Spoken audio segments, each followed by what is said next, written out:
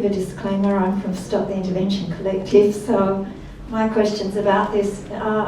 Driving home yesterday on the 7 o'clock ABC News, I heard Pat Anderson, who was one of the researchers who wrote Little Children Are Sacred and went around all the communities and had all those statements at the end, at the end of the review about how to move forward, none of which were taken, and we got the intervention. And I can't quote her exact words, but she could not said it more clearly what a disaster the intervention was, how it's exacerbated everything they looked at. And I just wonder if that was a report, what chance of change do you think might come out of the current, well, not even out of Don Dale, but, for the country to wake up to how, all this policy you're talking about, the relations, even Rosalie Kunoth-Monk said, we feel like we've got the white man's boot on our throat. And so many people in Australia don't even seem to be aware that this policy was ran through and is still running and was strengthened under Labor. So how do you see a way forward? How do you see a way forward from when we're dealing with policy like that and it's bipartisan, Labor and Liberal? Thanks, Kathy. Just on Pat's comments, I think, I didn't hear her comments on the intervention. I heard her comments on the inquiry itself, which I think were actually quite profound as well. She was saying, this cannot be something that sits on the shelf again. She was actually very emphatic about, we don't need more inquiries. It was very strong from, we need action. That's what she said. We love talking about Aboriginal people in this country, but there's not the action. So I think, I see the Commission as an opportunity, not because the Commission itself will deliver anything. I don't think it will, actually, to be perfectly honest. I think left to its own devices, nothing will change. Maybe Don Dale will be closed, they'll open some new detention centre and they'll have, 10-metre rooms they keep people in solitary confinement instead of 4-metre rooms, that's the sort of change I think you'd get if it was the Commission left to its own devices.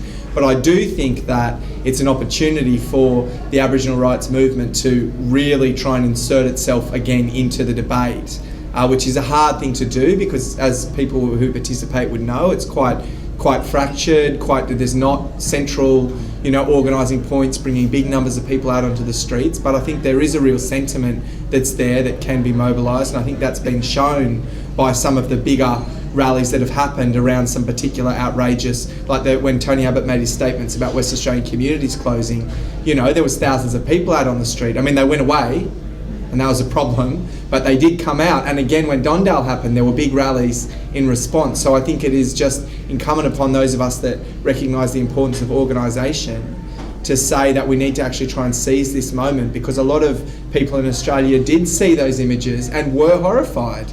I think that's the reality. And we need to try and grab that moment and say, that's not one centre and one kid and one thing. That is the system. That's what's happening to Aboriginal kids everywhere, every day across the country in institutionalised settings. And grab that and really push the demands for self-determination, try and put it back on the agenda. And in that context, put the intervention back on the agenda, because it's the anathema of the complete opposite of what we need, in terms of community control. So that's what I think we need to try and take that opportunity to really push forward, with some demands from the grassroots for change. And the last point I'd make is about the intervention is Labor. I think it remains a historic task for us to break Labor's support for the intervention, because they are still formally committed to the Stronger Futures policy, which, as you mentioned, they legislated, which extended the intervention for 10 years, which bring it out, and there's still support for that, Jenny Macklin and others in the Labor Party. But I know Mullingdee McCarthy would be privately opposed to Stronger Futures, I'm sure. I think Pat Dodson would be privately opposed to Stronger Futures. I think we need to actually push, Linda Burney the same, I think we actually need to push now and force Labor to say Stronger Futures has to be repealed. I think that would be quite an important task in terms of breaking that bipartisan, sort of support for assimilation and paternalism, which is what we've got at the moment. Yeah, I think, the intervention is basically apartheid. And we've been, our community's been fighting it since 2007 when it was enacted. The elders, these elders carry knowledge that's been handed down for thousands of generations. My mum and dad, who are coming down later this month for an exhibition, they're fighting fracking and stuff, but they've raised all sorts of kids. They've lived a really healthy, beautiful lifestyle, and now they're on a ration card again. My elder is on a ration card again. And if we're talking about well-being, it's like, why can't I? This is a basic citizenship right, to be able to be supported to live in this country. You should be able to have your own money to go to the local store and get healthy food. Well, the intervention, you have to go to certain prescribed stores. It prefers multinational companies. It's taking away the ability to live a healthy lifestyle. And it's come through, it's just smashed, it's completely smashed Borroloola. It's just smashed all of the great things that were being run by the local community. All the local community organisations were just doing really good work. And it's really, really smashed it. And I think, we need to sort of reinvigorate getting rid of it. I actually, I was up in Darwin this year, and I went into Dondale to see my nephew. And it's just like, the people at the desk were just laughing, drinking big Slurpees. I am not kidding. These people, they just don't give a shit. Right from the people working at the counter to the top guy, Adam Giles, who allowed the torture of his own people. He is responsible for this. And all of his cronies. And he needs to be accountable for these, and I went into that place, and it is just a tin shed. Concrete tin shed in the tropics. It is not a place where we want our children to get well again. That's basically what it's about. I got him out the next week. He'd been there for 7 months. He's got a court thing and he's done some bad shit, whatever. But he was there for 7 months, sitting in that tin shed, basically. Just on the question of treaty and where a modern treaty is going to come from, I think the analogy you've raised is about New Zealand, and we could also say the US. The treaties that were struck with the Maori people and the Native American people came about in the context of, in a sense, a war, at the end of a war. Treaty of Waitangi, that's my understanding anyway, that came out. So when we're talking about a treaty now in contemporary Australia, it's going to come as a result of a political war more than shooting war is what's going to happen. I just wonder, what you see as the content of a contemporary treaty in the new thing. I just wanted to quickly ask Paddy. The other thing that's come out in the discussion today is that from the very start, British colonialism was seizing the land in Australia, and I think that's very much part of the similar situation at the moment. And maybe that is part of the solution as well, because what we're seeing on this rally on Saturday is not the beginning, but the continuation of an alliance building process between environmentalists, farmers, people in Australia around a number of issues, including environmental issues, nuclear, coal seam gas. I know a little bit about the situation in the Northern Territory, about the struggle against coal seam gas, which formed as an alliance and played a major role in the election, as I understand. It did.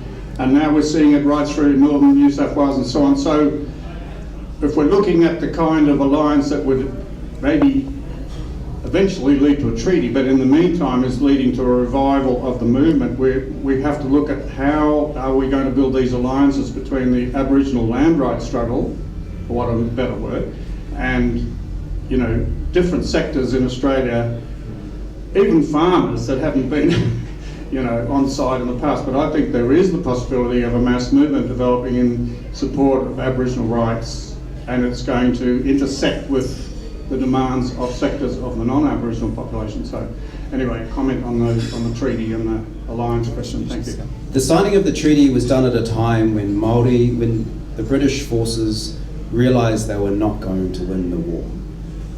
So there were only 2,000 permanent settlers in the country, and Māori were being highly effective in terms of, so they needed a way to slice through that resistance. And they did that very effectively, I think, and it was only in the 70s and 80s that the treaty was truly honoured and the treaty industry was set up. So I think here it's a different scenario, and I'm not a big advocate of a treaty process. I think I don't know how people can actually trust sitting at a table with a government that has an intervention, that is taken away our kids, that has allowed 500 Indigenous suicides to happen in the last 5 years. I don't know how anyone can trust a government and sit at a table and negotiate something when you have no power to negotiate. And remember, when you sign a treaty, you create all of the infrastructure for the decision making, because a treaty is really about setting up relationships, right? But what happens when that relationship breaks down? What happens? And so what's happened in Aotearoa is that when something goes wrong, you have to go to the tribunal, you have to go to a court. So you spend millions and millions of dollars going to a court that doesn't really understand the notions that you're trying to set up in a treaty. So I'm not a big advocate. I don't think it's the right time. Our communities are struggling to put food on their table. Who's got to negotiate a treaty? Who has the mandate to sign and the authority of a treaty over the land? Victoria is a really good example of what happens. Everyone is really excited, the Victorian government wants to sign a treaty, and suddenly they're saying, we've set out the consultation process, we're going to have 4 meetings here. They're really rushing this process. And does every Australian want to invest everything in a treaty, which is popular discourse? Is that the panacea? Is it the pill that you take? Is it going to work? I think it's the most effective, and we're talking about farmers and stuff. We've been fighting mining companies up home since the beginning of colonisation. But we've found some amazing alliances done through, Lock the Gay, Environmental Defenders Office, environmental activists and farmers, and aligning themselves and working together in a local community to protect the land, to look after each other. And they're being highly effective. You don't need a treaty to do that. You don't need a treaty to work together in a local community. And that's where I think we are focusing, at least, is like building alliances in the local community so that we're maybe down the track through we talk about maximum autonomy. Maximum autonomy is it's an international strategy. It's a strategy which means you don't succeed completely from the state, but you have as much autonomy as you can over your own lands and your own people. And it's seen as a pathway through chaos.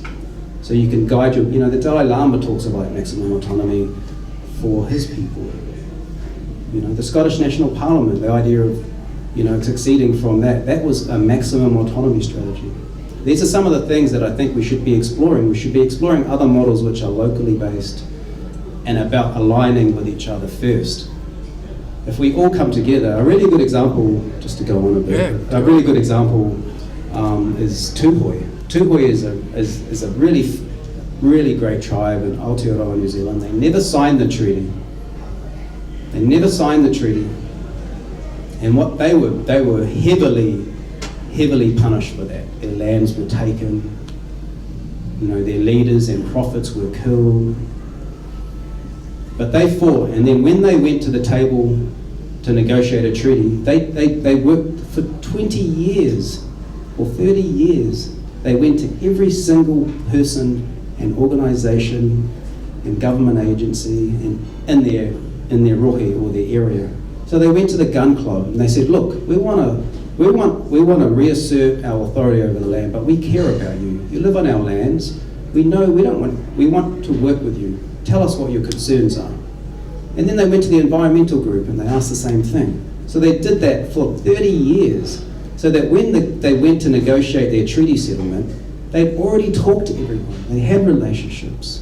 They had an understanding with the local community. So the government couldn't find anyone to say, no, we don't want them to do this. And that's what I think we should do. Let's come back to the local community. Why are we trusting in a system that is not working? A treaty is the treaty idea.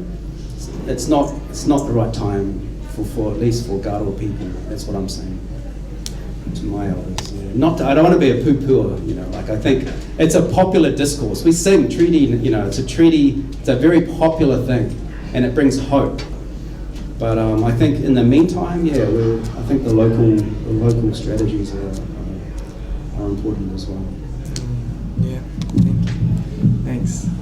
Yeah, I won't say too much more on a treaty. I need to be honest that I actually share Jason's skepticism myself.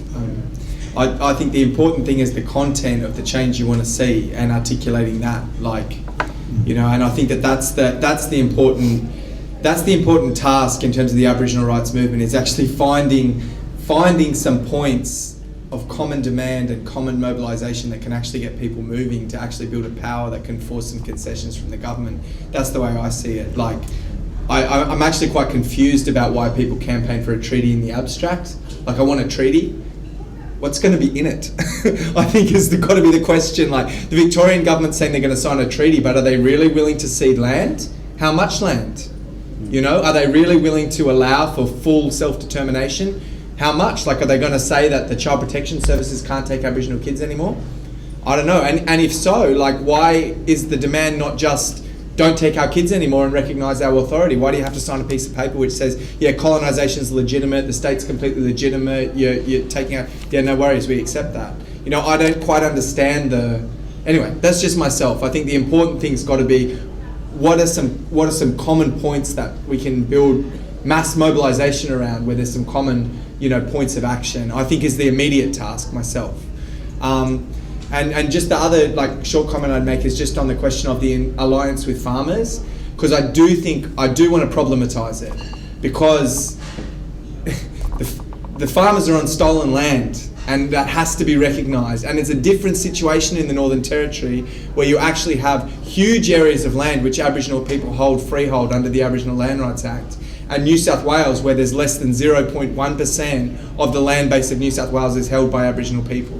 That's a very different situation when you have Aboriginal people who actually own and run stations in the Northern Territory going to a neighbouring station, which PS they might actually still like some access to that they're being denied, but they can at least go that there's something there that we're going to form an alliance. And New South Wales, where all these stations, the slogan is lock the gate, but I think the slogan should be open the gate. The gate should be open to Aboriginal people to go on and actually use that land again, not just keep it locked, you know what I mean? People come up against locked gates all the time. That's what they face, not just mining companies, black people trying to get onto their land. So I do think there's some really serious work to do about transforming the way we would understand land usage that would actually recognise, when we say we recognise the Aboriginal people who are the traditional owners, we mean that, and people have some power over that land. I think there's some serious discussion to be had about what that would look like before those alliances would be deeper and more meaningful, which isn't to say that we shouldn't fight coal seam gas 100%.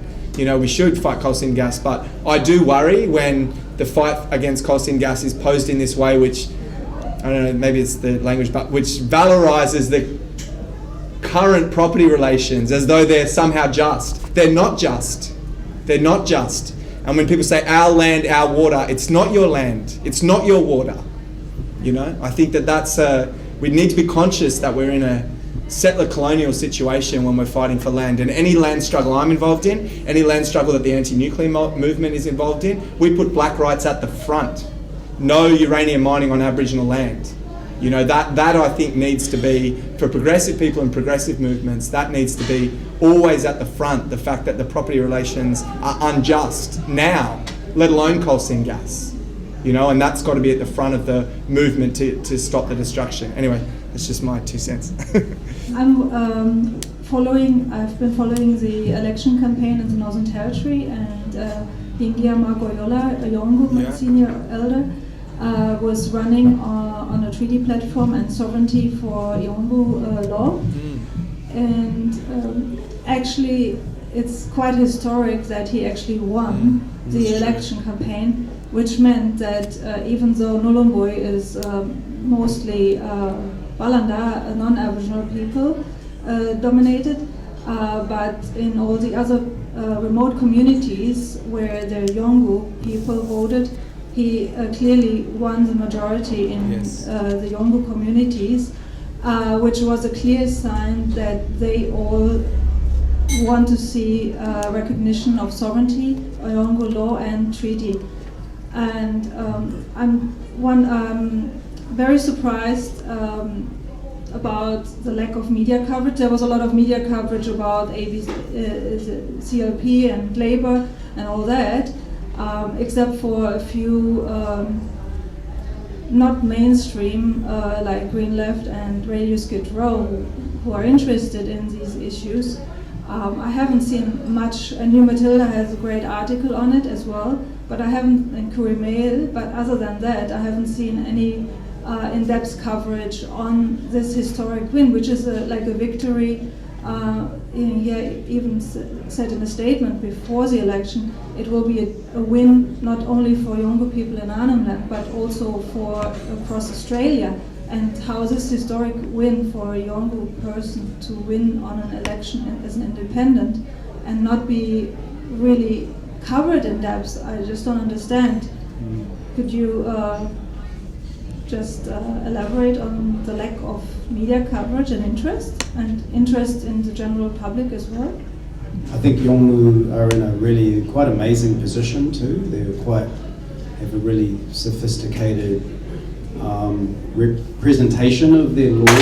You can the Yolngu First Nations Assembly has been articulated, and their canons of law and their government is up and running pretty much. And I think they're in quite a unique position, having sort of a limited jurisdiction in terms of Arnhem Land for the a sort of a jurisdictional treaty compact and a lot of strength, I guess. So in terms of the way it's communicated, I don't think that's unusual. I think it's standard. Like, we don't really get a lot of the good stories. There's so much amazing things that happen in the community that don't get presented in mainstream media, and I think that's part of the problem. It's like if the media actually started doing more of the positive stories and stories like that, which are really empowering, I think we'd see a lot more. I think NITV would have covered it. And yeah, I hope everyone watches NITV once in a while. It's a really great space to hear stories from a lot of different communities and our perspectives. But apart from that, I can't really comment too much more on that. But I'm really happy that he got in, and I'm really hopeful. I think we need to have a more, really have a targeted response from people running their own stuff up in the community, and I'm going to see how they go with their push for a treaty. And I think that's a really good point. A treaty, the mandate for a treaty is, they're essentially treaties are meant to be between nation to nation. So Yolngu are building the mandate for their leaders to negotiate a treaty. So other communities and other nations and clans should have that time to build that mandate and understand that. Just remember, Australia is the only Commonwealth country that has not had a common law recognition of a fiduciary duty between the government and its Indigenous peoples. It's got something kind of weird in that. And that's part of the reason why there's an illusion of, the Australian dream, nice house, 2.5 kids, pool out the back, but at the same time, it has not recognised it has a fiduciary duty. And that's one of the key elements of negotiating anything and seeing government do what it does for its citizens. So, yeah. There is an opportunity in the Northern Territory now. Gunner, who's been elected, the Labor Party guy, you read his press release he put out 2 weeks before the election. He said, we're going to devolve responsibility back to Aboriginal communities. And he listed this whole lot of things, municipal services, child welfare, like this whole range of things. Like he said, but that it'll just be this committee process, there'll be meetings, it'll be dragged out, and every day it'll just grind on. Like if there's going to be something actually happen, it's going to have to be pushed for, it's going to have to be fought for. Like Mark's going to have to stand, at the front of big rallies saying, Gunner, we want it now. Like you can get your shire out. I don't know if people know what happened in the Northern Territory alongside the intervention. They brought in these big shire councils that took away all the assets, millions and millions of dollars worth of assets and power and everything away from local community government councils, local Aboriginal councils. That happened alongside the intervention, but it was a Northern Territory government decision. He could change that tomorrow, Michael Gunner. He could do it tomorrow. I mean, Yongle are there, they're ready, as if they can't run their own municipal service. Of course they can. They could do it now. But, Michael Gunner's whole term could go, and there still will have only been a few committee meetings to discuss it, So I think that's the urgency, is there's this little window. Everyone's looking at what happened in Dondale. Everyone knows the intervention's failed. People know, anyone who's looking knows that there's been this overwhelming victory in Arnhem Land that's on the basis of self-determination and sovereignty and treaty, So, but in terms of manifesting some of that, in terms of actual change right now, that's only going to happen if the blowtorch is really put on and there's a real fight. So I think that is certainly what I'm saying to, our context that we have and people we have in the Northern Territory is you should not let this Gunner guy off the hook, He talks, it's been nice talk, you need to be out the front, of his parliament with big mobs of people saying we want action now. Pull your shire out now, give us our assets back, give us our power back, because there's that little opportunity there, but it has to be seized upon, I think. I want to take up from that. I'm going to go somewhere else, but in that you're talking about power relationships, and it seems to me in other stories you've been telling us that it sort of goes beyond power. It's to do with relationships between people, relationships between people in communities, a relationship with the land. That sort of, it's more than power. And where I'm going is, do you have any comment on the notion of cultural competence, which is coming into some use, and whether support for that in communities, in Glebe, will enable some of these things to happen. You get your demonstration either by numbers of people or the writings of people, the stories of people, but having an effect on the society as a whole. Will need competence of some people to receive it, of some people. In what you've been talking about, the worst is the bureaucrats who can't administer the intentions of people at all. I know there's a cultural competency centre at the University of Sydney, and Professor Anita Sherwood runs that, and I really respect her. She's my supervisor for my PhD as well, so I really trust her, and I think she's going to do great work, and I know she comes from a really good place. I don't know a lot about cultural competency. I think kind of it's using language that I have a little bit of a concern about. It's institutional, and just to go back to the idea that, we're all on a journey, and it's a shared journey. And it's kind of the reference points that we have and the markers on the way that are important, I think, and that we have a legacy as well. And I guess anything that creates positive change in institutions for the benefit of all people, and I think it's a good thing. And if it helps mediate relationships, then I think it's a good thing. That's probably all I could say on that. Yeah, I'd have to be honest that I don't fully understand the concept itself, but I do think, like, in terms of the bureaucratic settings that I've come up against, like, in some ways, that's what they say, you know, like, I mean, and this might not go exactly to cultural competence as a thing, but, you know, what they'll say is, oh, we'll go and give the docks workers a cultural awareness training, you know, or, I don't know if you watched Utopia.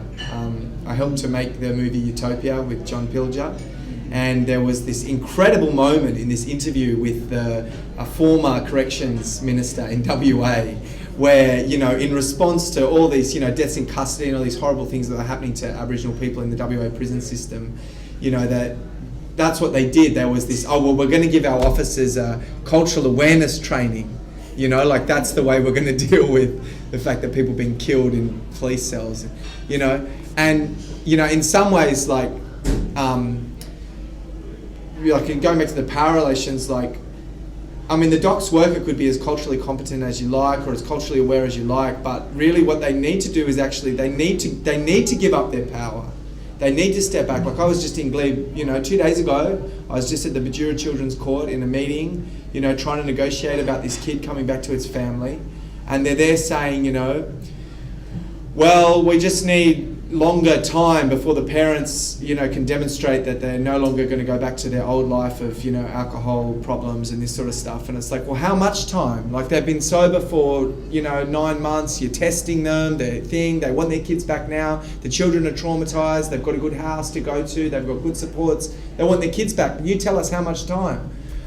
Oh, there just needs to be a passage of time that, you know, where you're satisfied that they, you know, they wouldn't even articulate like 3 months, 6 months, they wouldn't say it because they don't want to give up the power they have over that family. They don't want to give it up, you know, and they have to give it up, and they have to be forced to give it up, you know. So, like, part of any cultural competence that any bureaucrat or anyone in positions dealing with Aboriginal people can have is there needs to be a point where it's like, this actually isn't my business to make this decision, and I'm going to step back, and there's going to be the people themselves who represent that community in a legitimate way that have the power to make that decision, not me because I've been to a nice training session so I understand, you know. The final one, because it's my pet hate, this thing that they have these cultural plans for Aboriginal kids that are in out-of-home care.